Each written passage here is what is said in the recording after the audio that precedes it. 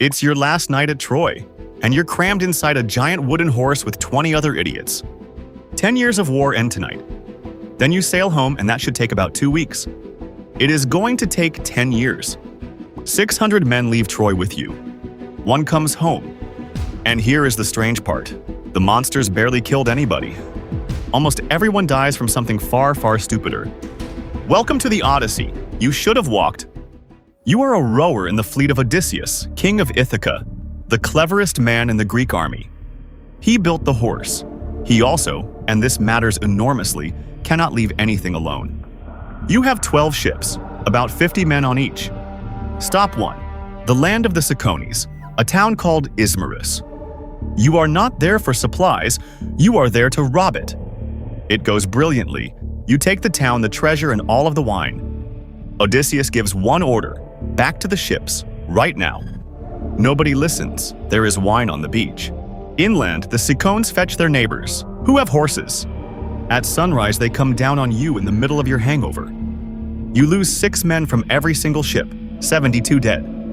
Killed by wine, not a monster in sight. You survive because you were already back on the boat. Sober, sulking, and deeply unpopular. Remember that. It is about to become a pattern. You escape, and Zeus sends a storm as a parting gift. 9 days of wind shove you past the southern tip of Greece. You were nearly home. Nearly. Everything from here is somewhere nobody has ever sailed back from. You land somewhere warm and quiet. The locals could not be nicer. They eat a flower. Odysseus sends 3 men ahead to scout. Volunteers. The flower is not poison. It is worse. It makes you stop caring. One bite, and the men forget their home, their families, everything. They have to be dragged back and tied under the benches. You did not volunteer to scout. You never volunteered to scout. Next island. Green, empty, full of fat goats, and one enormous cave. Any sensible man takes the goats and leaves. Odysseus wants to meet whoever lives there. He says he wants to see if they will give him a present. He picks 12 of his best men. You are, thankfully, not one of his best men. The cave is full of cheese and lambs. The door is a rock the size of a house. The men beg him to grab the cheese and run. He says no. He wants to wait. Then the owner comes home. Polyphemus is a Cyclops. One eye, roughly the size of a small hill. He rolls the rock across the door. Now nobody is leaving. He eats 2 men that night. 2 more for breakfast, 2 more for dinner. 6 men dead because their captain wanted a souvenir. Odysseus does win in the end. He gets the giant blind drunk, tells him his name is nobody, then blinds him with a burning stake. The other Cyclops hear the screaming and shout through the rock, asking who is hurting him. He roars back, "Nobody is hurting me," so they all go back to bed. It is the single smartest thing anyone does in this entire story. And then Odysseus ruins it. Safely away, clear, escaped, he cannot resist shouting his real name back at the shore. The Cyclops is a son of Poseidon, god of the sea. He prays to his father to make sure Odysseus never gets home. Poseidon listens. Everything that happens for the next 10 years happens because of one man's ego. Next stop.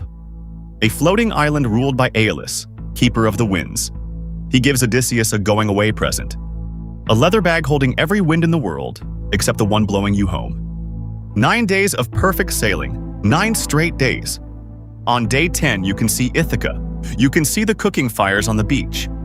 Odysseus, who has steered for 9 days without sleeping, finally passes out. And the crew looks at the bag. They have watched him take gifts from kings for 10 years while they got nothing. They decide it is gold. They open it. Every wind on earth comes out at once. You are blown all the way back. 9 days, undone in about 10 minutes. You could see your own house. Aeolus refuses to help a second time, so you row until you find a harbor. Narrow entrance, high cliffs, water like a mirror. 11 captains sail straight in and tie up. Sheltered, safe, sensible. Odysseus does not. For once in his entire life, he is cautious. The locals are Laestrygonians, giants, cannibals. They line the cliff tops and start dropping boulders. The ships are packed into a stone bowl with one exit. They cannot turn. They cannot run. 11 ships, around 500 men, gone in minutes. One ship gets away, the one that parked outside like a coward. You are on it, obviously. 12 ships have become 1. 600 men have become about 45. You land on Aea, and Odysseus sends 22 men to investigate the smoke rising from the woods. The house belongs to Circe, a goddess. She is extremely welcoming. She feeds them cheese, honey, and wine, with one extra ingredient. Then she taps them with a wand. They turn into pigs. Real pigs, with their human minds still inside.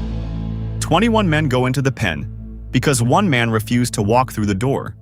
Eurylochus stood outside, suspicious, frightened, and completely useless. He is also the only one who did not become livestock. You like Eurylochus? Eurylochus understands. Odysseus rescues them with a magic herb handed to him by a god. Naturally. Then he stays with Circe for a year. A whole year, while his wife holds off a house full of suitors at home. On the morning you finally leave, a man named Elpenor wakes up drunk on the roof, forgets the ladder, and steps off. Killed by a goddess? No, killed by wine and a roof. Circe sends you to the edge of the world to speak with a dead prophet. He gives you exactly one instruction. When you reach the island of the sun god, do not touch his cattle. Everybody nods. Everybody swears, hold that thought. Then come the Sirens. They sing so beautifully that sailors steer straight onto the rocks. Odysseus stuffs every man's ears with beeswax and has himself tied to the mast because he wants to hear it. Nobody dies. It is the one clean win of the entire voyage. Then comes the worst thing Odysseus ever does, and he does it deliberately. Ahead is a narrow strait. On one side, Charybdis, a whirlpool that swallows entire ships. On the other side, Scylla, 6 heads on 6 long necks living in the cliff. Circe gave him the maths. Sail near the whirlpool and lose everyone. Sail near Scylla and lose exactly 6 men. He picks Scylla. Coldly, that is the correct call. And he does not tell the crew because if they panic and stop rowing, everybody dies. 6 heads come down. 6 men vanish. The strongest rowers on the ship. They were up on deck because they were the strongest and worked the hardest. You were below, hiding, doing the absolute minimum. Which brings you to the one island you were specifically told to avoid. Thrinacia, home of the cattle of Helios, god of the sun. Odysseus says sail past. The crew is starving and exhausted and says no. Fine, one night, nobody touches a cow, everybody swears an oath. Then the wind turns, and it blows the wrong way for a month. The food runs out in the 2nd week. You eat birds, you eat fish, you eat whatever the hooks bring up. By the 4th week, you are all staring at a herd of fat, sacred, delicious cows. Odysseus goes up the hill to pray and falls asleep. Eurylochus makes his one terrible argument. Starving is worse than angering a god. The crew agrees instantly. They kill the cows, roast them, and feast for 6 days. You do not eat, not because you are pious, because you assume the worst about everything, and you would rather be hungry than struck by lightning. The sun, God notices at once. Cows are difficult to hide. He tells Zeus to punish them, or he will take the sun down to the underworld and shine on the dead instead. The moment the ship clears the land, Zeus throws a thunderbolt straight into it. Every single man who ate the cattle drowns. All of them. So add it up. The Cyclops ate 6. Scylla ate 6. 12 men killed by monsters. The other 587 were killed by wine, greed, a bag they should not have opened, a harbor they should not have entered, and a cow they should not have eaten. Odysseus lashes the mast to the keel and drifts. A nymph keeps him on her island for 7 years. 20 years after he left, he finally walks through his own front door. And you? You washed up 2 islands over on a piece of decking. A merchant ship picked you up. You paid for the passage by rowing. Nobody wrote a poem about it. It took 11 weeks. Odysseus took 10 years because every time there was a cave, he went in. You got home first because you never went in. Not because you were brave, because you were a selfish little coward. And that, once again, was the smartest thing you ever did.